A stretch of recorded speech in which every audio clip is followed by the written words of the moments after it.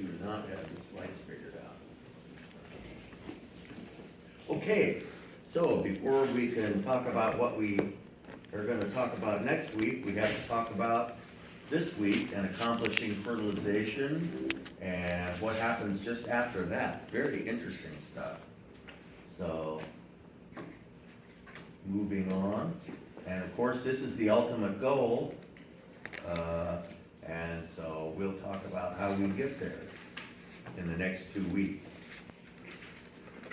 Okay, and of course, humans nurture their young inside the female reproductive tract. This means the gamete, the male gamete, must be placed inside the female reproductive tract, and this necessitates copulation, or as it is often known, sexual intercourse. So, in a formal sense, you could regard sexual intercourse as consisting of 3 different phases. First of all, we have arousal. Okay. Would you close the door? I think they're just getting out of class. Yeah, I think. Yeah. I might have been it. Thanks. Arousal is basically a preparation of the genitals for coitus. The genitals become engorged with blood and often produce some secretion or other which serves as a lubricant and that type of thing. Coitus, maybe you've heard the term, is the actual insertion of the penis in the vagina, a very formal sort of word. And orgasm, this is a very clinically presented. An orgasm, of course, as we all know, an intense sensation of pleasure and relaxation at the culmination of coitus, maybe. Let me blur this down.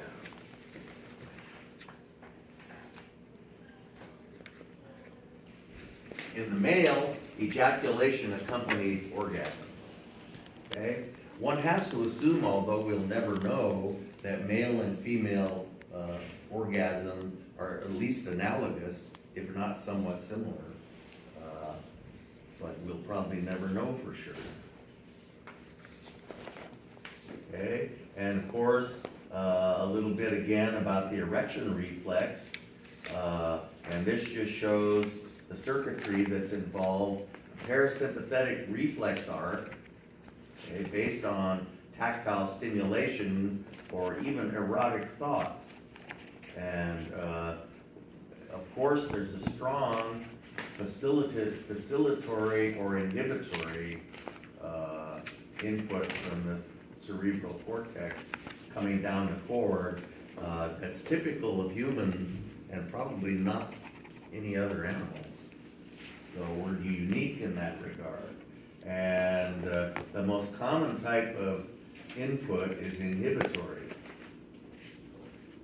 Okay? Secretion of serotonin exerts a profound inhibitory effect on arousal in both males and females.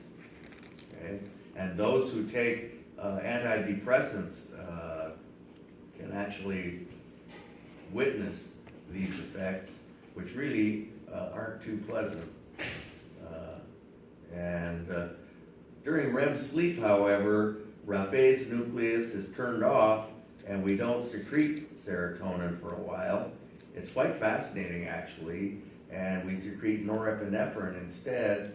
And psychologists like to observe people while they're asleep, and they often observe that individuals engaged in REM sleep are sexually aroused.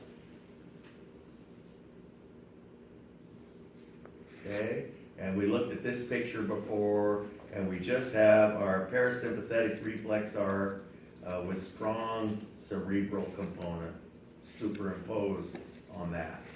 Okay, and the primary erectile tissue is the corpora cavernosa, which is comprised of a type of smooth muscle. Probably quite, well, there's really nothing like it, I guess, except the clitoris has corpora cavernosa in it as well.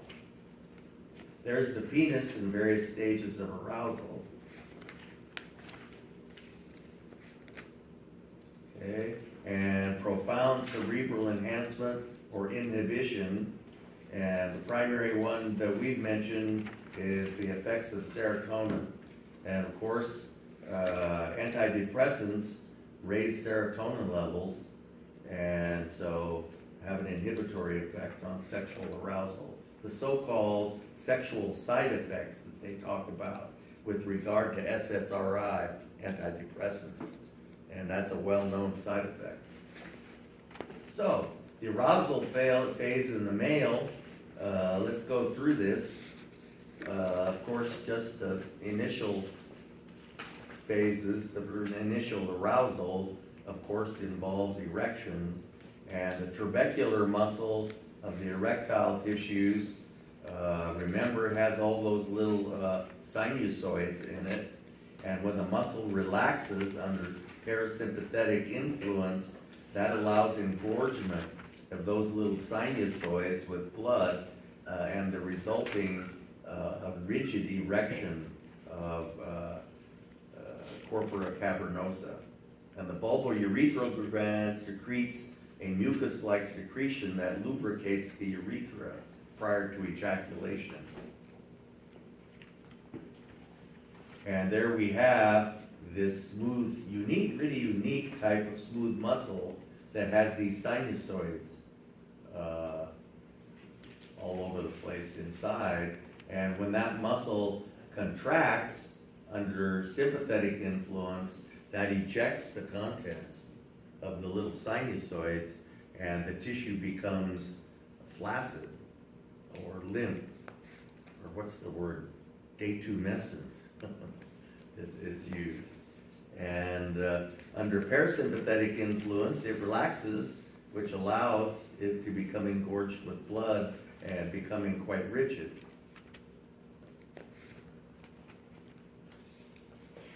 Okay, so we mentioned that there are actually two phases of ejaculation, so here we finally address both phases. The first part is actually parasympathetic. In the first part, called the emission stage, the vas deferens exhibits very powerful peristaltic contractions, and the sperm, which were stored in a dry state in the tail of the epididymis, are propelled up into the ampulla of the vas deferens. The ampulla contracts, the prostate secretes a large amount of seminal fluid, and the seminal vesicles secrete more, and all of this material is then deposited in the bulb of the penis. And all of this is parasympathetic in nature. The bulb of the penis is named that because it's like the bulb on an eyedropper. If you squeeze the bulb on an eyedropper, the contents of the eyedropper are ejected. So there's a muscle that wraps around the bulb of the penis called the bulbospongiosus muscle, or an older term is bulbocavernosus muscle. And it is a skeletal muscle, and so it's controlled not by sacral nerves, but by lumbar nerves. And so in the second phase of ejaculation, the prostate releases additional secretion. This is the expulsion stage. The seminal vesicles release additional secretion. The internal urethral sphincter contracts so that urine doesn't show up in the ejaculate. Very important. And the bulbocavernosus muscle contracts. The bulb of the penis is rhythmically compressed, and semen is expelled from the body, and the most obvious part of ejaculation. This part is totally sympathetic. It's the only aspect of human reproduction that is sympathetic in nature. Every other reproductive activity in the male and the female is parasympathetic. Okay, so there is no female counterpart to ejaculation. So 2 phases. Parasympathetic innervation causes sperm to be propelled from the tail of the epididymis to the bulb of the penis. Sympathetic innervation causes semen to be propelled from the bulb of the penis out of the body. Okay, so we have the emission phase and the expulsion phase, rather an elaborate procedure. And finally, the whole thing goes away, and the male has quite a long refractory period. The male is essentially not capable of multiple orgasms for a while anyway, depending on the male. And that's pretty much it for the male for a while. Okay, all aspects of sexual arousal are parasympathetic in both the male and the female. The one exception is what we just talked about, the expulsion phase of the ejaculation. So I suppose I could say, which of the following is sympathetic in nature, and list a whole bunch of, phenomena in the male and female. And the one you would pick, which is sympathetic, would be the expulsion phase of ejaculation.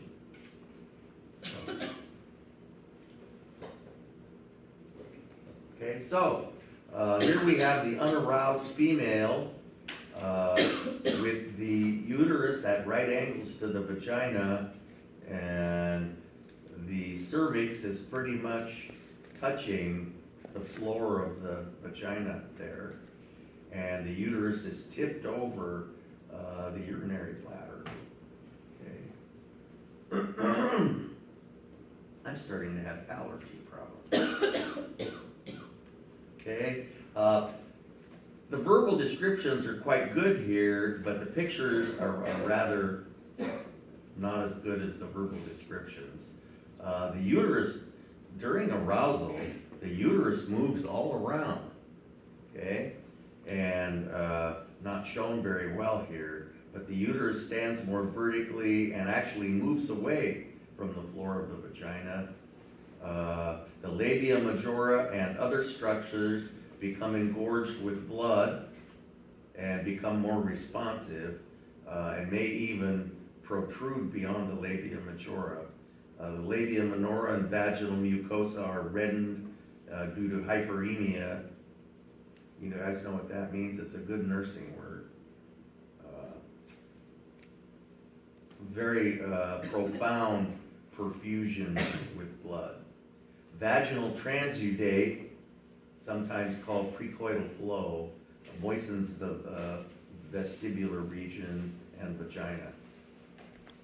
And it is a secretion that's quite analogous to the secretion of the bulbourethra gland. Okay, so during arousal, the uterus lifts away from the vaginal wall, thus increasing the effective length of the vagina. The distal vagina compresses, thus increasing the stimulation of the penis, while the proximal vagina dilates, giving rise to an important phenomenon, this seminal pool, which is a place for the semen to accumulate. And the seminal pool is in close proximity to the cervix. So the semen is kind of held against the cervical os. Of course, the vestibular glands produce copious amounts of a mucus-like secretion for the purpose of lubrication, and the external genitals become engorged with blood. Okay, another rather mediocre picture. The uterus, it's a phenomenon called tenting that they don't show very well at all. And cervix is withdrawn from the vagina, but they don't show it withdrawing from the vagina. So clitoris is engorged and becomes more prominent. Labia bright red or violet. Okay, and orgasm on the part of the female involves intense peristaltic contractions, and the purpose of those contractions is to propel the sperm through the female reproductive tract. Okay, it's not the wiggling of the tails that propels the sperm through the female reproductive tract. It's these peristaltic contractions. Those peristaltic contractions will occur with or without orgasm on the part of the female, because there's this a component that's secreted, a prostaglandin that's secreted by the seminal vesicles that will induce it. One could hypothesize that the contractions are probably more profound in the presence of female orgasm. Okay, so this is kind of hard to look at, but it's really a better picture. This is the unaroused female with the vagina, and at right angles the uterus and the external genitalia out here. At the beginning of arousal, the vagina dilates a little bit and the uterus starts to lift away from the floor of the vagina. Notice how far the uterus lifts away. Later on, we see this seminal pool being formed. And the little arrows are supposed to indicate peristaltic contraction at the time of orgasm. And that you have the semen, which is being held against the cervical os, and rhythmic contractions of the uterus propel the sperm up into the lumen of the uterus. So, okay, the seminal pool, very important in holding the semen in close proximity.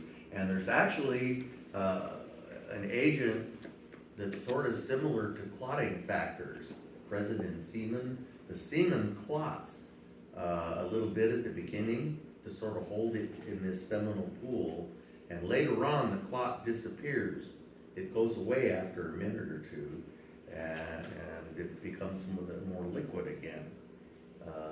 But it's interesting that you'd have this temporary clotting, the purpose of which is probably just to hold the semen where it is for a while. Okay, the position of the uterus is very important for all of this to work. Here you have the seminal pool and the uterus tilted forward. You can see that if the uterus is tilted way away in an extremely retroverted position, that the seminal pool isn't even touching the cervix. And so alternate strategies can often be employed. So person has to, if there's a problem, a person has to go see somebody who knows about this type of thing, and maybe can solve the problem. Okay, peristaltic contractions of the female reproductive tract propel the sperm toward the egg. The flagella of the sperm have really only an incidental purpose. Later on, they orient the sperm in the correct direction so that it can sort of burrow into the egg. You don't want it to be pointing away. Okay? Prodigious numbers of sperm die in the harsh conditions of the vagina, which is quite acidic. More die at the hands of macrophages which patrol the uterus. The few that make it into the tubes do very well. The tubes are very hospitable to the sperm. And the ejaculate contains roughly 300 million sperm. And you know, you hear people talk about sperm count. It's important, even though we all know it only takes one.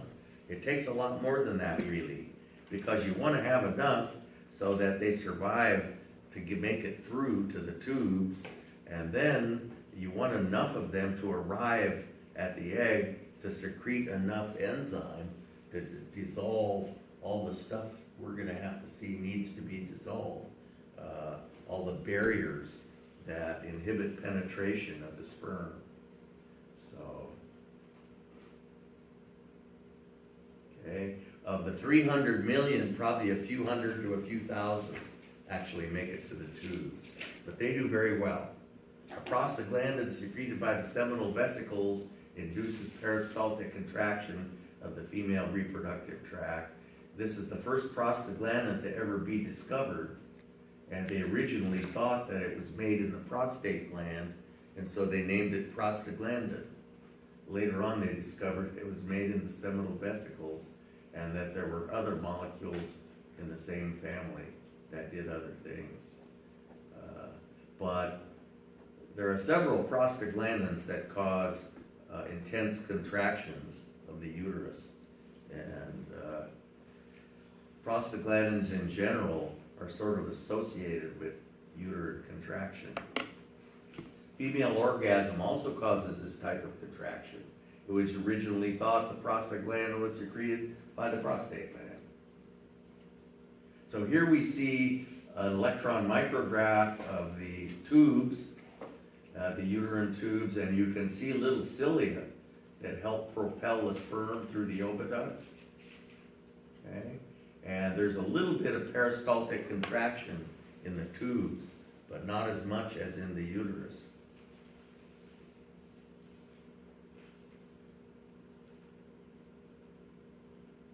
Fertilization usually occurs in the ampulla of the oviduct, right about there. Okay? But of course we know that it can occur all kinds of other places, and you can wind up with an ectopic pregnancy. The word ectopic means that the event you're discussing is happening someplace other than where it should be happening. That's what the word ectopic means. They actually had, I just happened to be watching the Today Show before I left for work one time, and they had this person on who they claim had had an abdominal pregnancy. Now, after we talk about all this, I think you'll see that the chances of having a viable abdominal pregnancy are just about nil.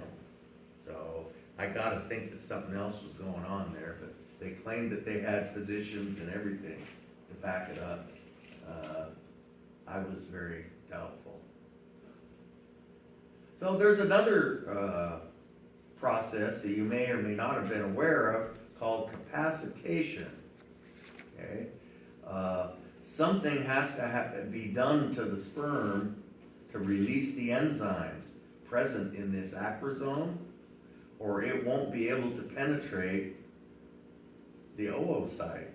And this membrane is your typical lipid bilayer that's quite strong.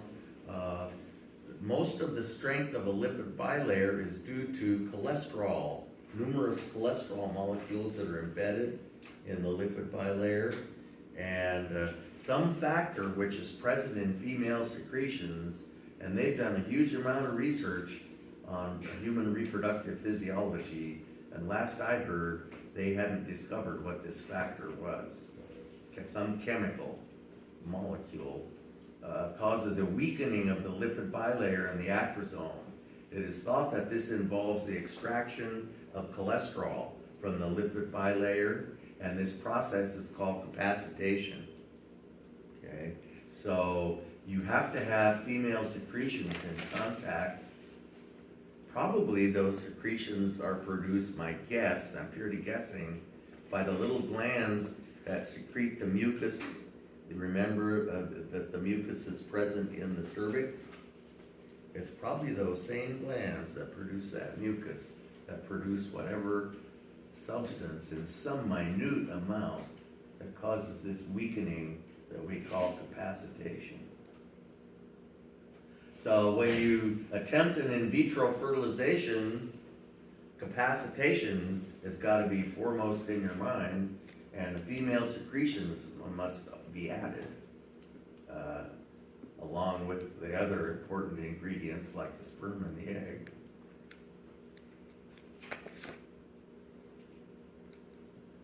Okay, so capacitation, and there's really no significance to that picture except that it says that capacitation occurs in the upper parts, sort of the fundus of the uterus and up here in the tubes.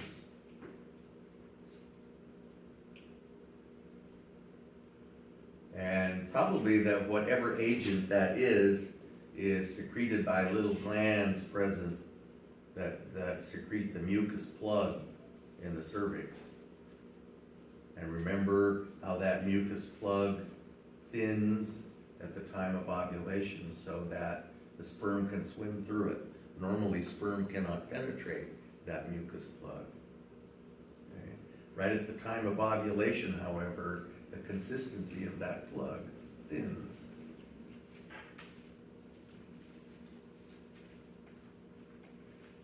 So we haven't really looked at a picture of what the sperm are confronted with. This is the ovum, the egg, or whatever you want to call it. Inside is the oocyte, and just around the oocyte we have the zona pellucida, which isn't showing up very well, and at the time of ovulation, a whole bunch of granulosa cells get ripped out along with the oocyte, and this is called, all of these cells help protect the oocyte, and these cells collectively are called the corona radiata. Okay? The sperm have to penetrate all of these cells, which are glued together, and then the sperm have to penetrate this zona pellucida, which is the hard shell, okay, before they even come in contact with the actual oocyte. Prodigious task, to say the least. So sperm can survive in the female reproductive tract once they make it to the tubes for about 48 hours. The ovum, on the other hand, only survives for about 15 hours. Again, kind of interesting to see how the sperm all orient themselves in the same direction. How do they know how to do that? You know, as though they had a purpose in mind.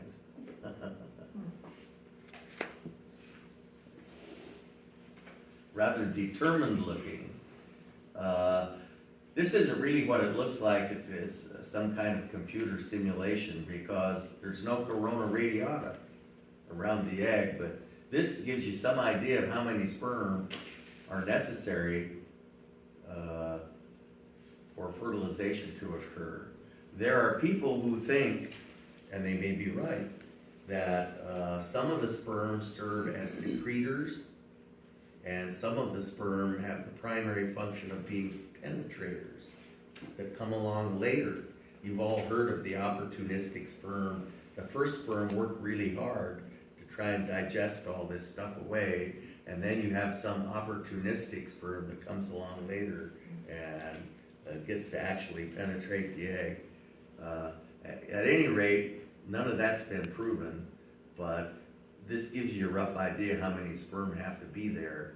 So that's why sperm count becomes important, just so you can secrete enough enzyme to start to digest some of this stuff away. Okay? And this is a picture showing the cells of the corona radiata, and the sperm have to burrow down in between all of those cells. This is where the tails probably come in handy, okay, the flagella of the sperm.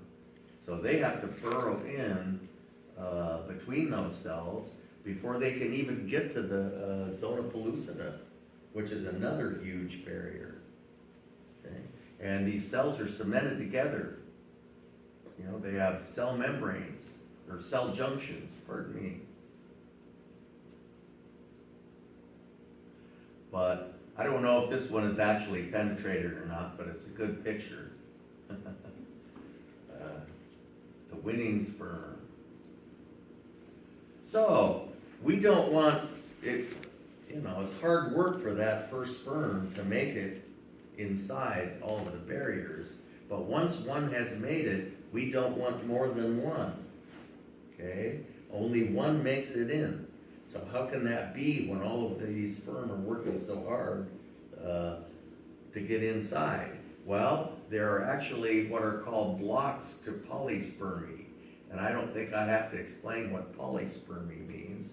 Polyspermy would result in some weird condition of the type that we were talking about in lab, you know, where you wound up with more than the correct number of chromosomes, you basically wind up with a non-viable fetus. If more than one of them ever gets in, we probably never know it, because what you would get wouldn't be viable. Here we see the oocyte is arrested in metaphase 2. Remember, metaphase 2 isn't completed until this sperm starts swimming across through the cytoplasm towards the chromosomes. And so, anyway, you see what the sperm have to get through. They have to get through the corona radiata, the zona pellucida, and the plasma membrane, and the cytoplasm, to finally make it in here to where the chromosomes are. So how do we prevent more than one from getting in there? Well, there are 2 blocks to polyspermy.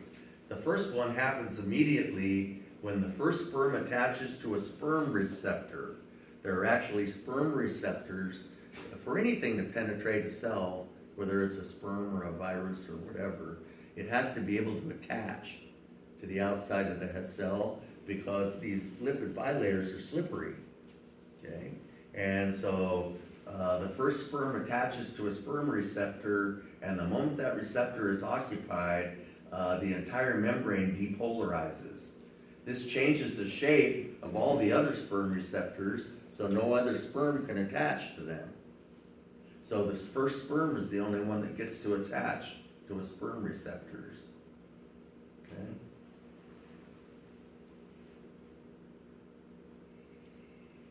Depolarization of the lipid bilayer is the stimulus for the completion of meiosis II. And so the sperm grabs onto that sperm receptor and starts penetrating, and it's rather easy to penetrate a lipid bilayer after going through all that other stuff. And in the meantime, while the sperm is swimming through towards the chromosomes, they are completing meiosis II. Okay, so here we see that first sperm attaching, and we see the chromosomes arrested in metaphase 2. Zona pellucida, corona radiata, and there's that first sperm. So this is the fast block to polyspermy. But that only lasts a short period of time. Depolarization is a local phenomenon, sort of a transient phenomenon that doesn't last very long. So we need something more permanent, because all those other sperm are still out there, and they're on their way in. And so we have what's called the slow block to polyspermy, sometimes known as the cortical reaction.